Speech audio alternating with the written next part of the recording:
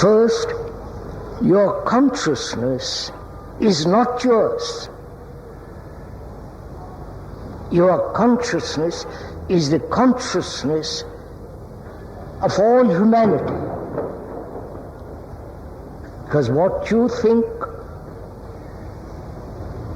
what your beliefs, your sensations, your reactions, your pain, your sorrow, your insecurity, your gods and so on, is shared by all humanity.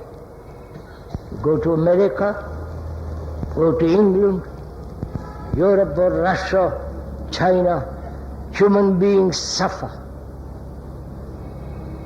They are frightened of death. They have beliefs. They have ideals. They speak a particular language. But the thinking, the feeling, the reactions, the responses, generally is shared by all human beings. This is a fact. Not merely the invention or speculation of the speaker. This is a fact that you suffer, your neighbor suffers, that neighbor may be thousands of miles away, he suffers. He is insecure as you are. You may have a lot of money, but inwardly there is insecurity. So is the rich man in America, or the man in power. They all go through this pain, anxiety, loneliness, despair. So your consciousness is not yours any more than your thinking is not individual thinking. Thinking is common, is general. From the poorest man, the most uneducated, unsophisticated man in the little tiny village, to the most sophisticated brain, the great scientists, they all think. They may think differently. Maybe their thinking may be more complex. But thinking is general, shared by all human beings. Therefore it's not your individual thinking.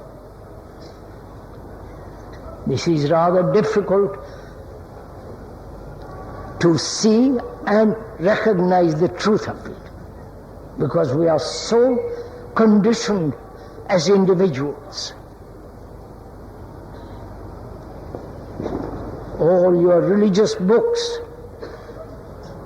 whether Christian or Muslim and other religious books, they all sustain and nourish this idea, concept of an individual.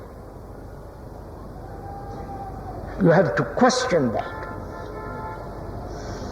You have to find out the truth of the matter. And we are investigating together.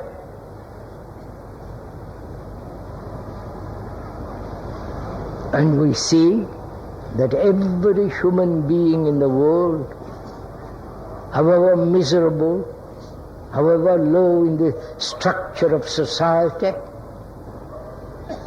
and the great philosophers of the world, great scientists, all think.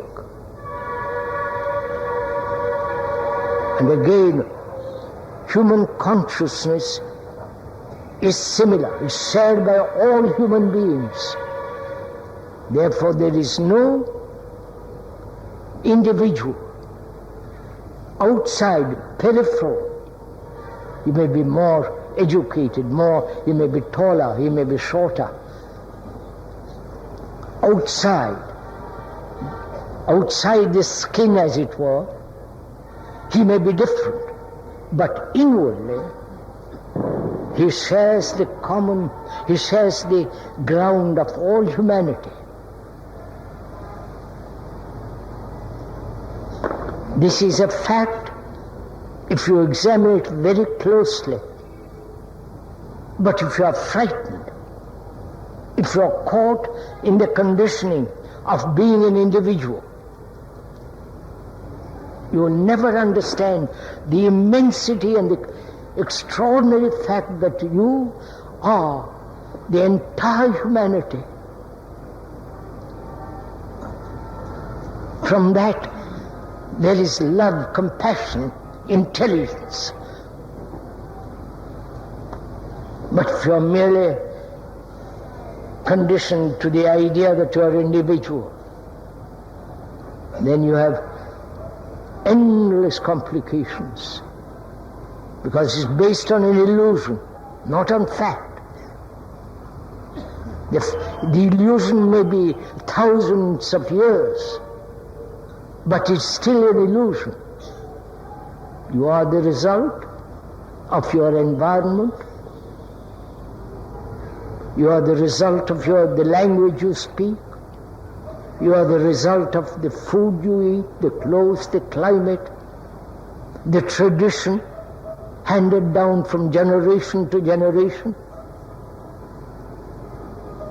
You are all that. You are the product of the society which you have created. Society is not different from you. Man has created this society. The society of greed, envy, hatred, brutality, violence, wars. He has created all that. And also he has created the extraordinary world of technology. So you are the world, and the world is you.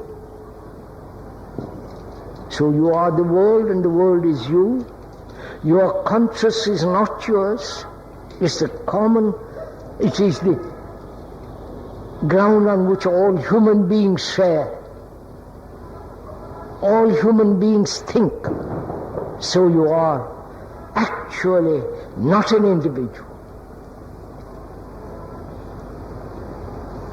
That's one of the realities, truths that one must understand. Not accept what the speaker is saying, but question your own isolation, because individual means isolation. To separate himself from another. Like nations isolate themselves, as Indians and all the rest of it. And they think in isolation there is security. There is no security in isolation.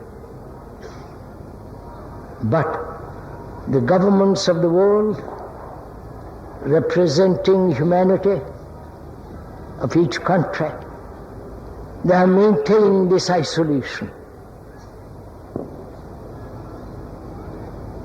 And therefore they are perpetuating war.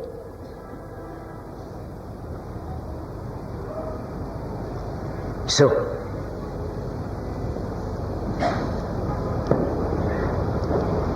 if you recognize the truth, the fact that you are not an individual,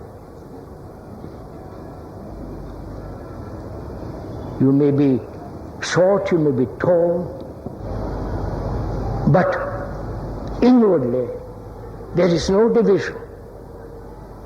We all share the same problems.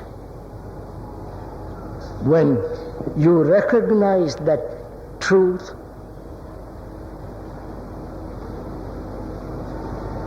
and I hope you do, then the problem is, can you, as a human being, representing all humanity, bring about a fundamental psychological revolution